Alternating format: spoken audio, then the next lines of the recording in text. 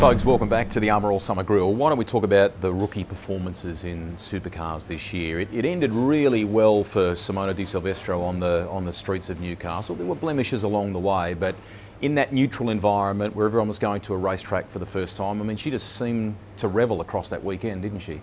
Well, she looked like a proper supercars driver. It took all season, but as you say, on that level playing field, she got stuck in. She was giving it as good as anyone else. It was heartwarming, because I think it's been a difficult year for her. You know, she's learning all the new tracks, learning about supercars, and it's relentless. You know, that it's one of the last series you just want to be thrown in as a rookie, I think, because they take no prisoners. And you know, she's not in the top team, so there's another struggle there. She was on course for a great result at Bathurst, and she had her head in the hands afterwards there. Well, that was just I'm sorry, that was a silly error there. She'd probably, in the cold light of day, she'd probably admit that herself, wouldn't she? Yeah, she's a racer. She has to, you know. But she was on course to be the best performed female racer at Bathurst in the supercars era.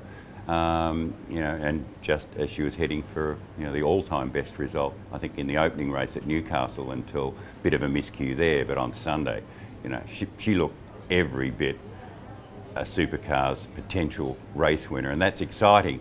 I think it's a strange year in that after the initial flurry at the beginning of the season, she kind of disappeared, and I was just wondering why the sport, and particularly Nissan, weren't using her, you know, to promote the sport and the female involvement, and the fact that, you know, women, there's no barrier to women in motor racing. And I still think she was strongly promoted, particularly around Bathurst and things like that, and the Gold Coast. Yeah, I don't know that was not the impression I had. I thought they could have done more, but anyway, after Newcastle, there's a light at the end of the tunnel, and I think we'll see a different Simona next year. What about young Alex Rullo, high school student? You'd said before we came on for this episode that he presents exceptionally well.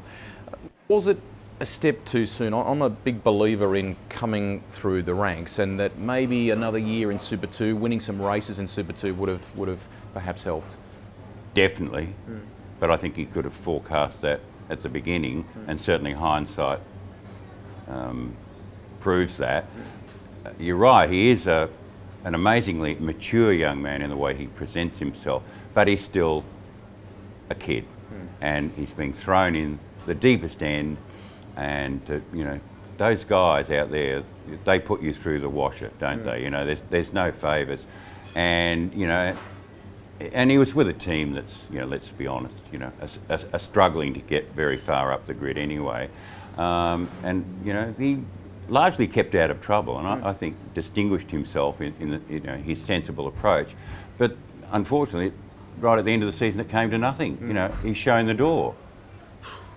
What should he do now? Because, you know, there's been this whole let's go to British Touring Car Championship tests there. I mean, I just feel like he needs to close ranks and get back on target, and you know, maybe jump into Super 2, as I said before.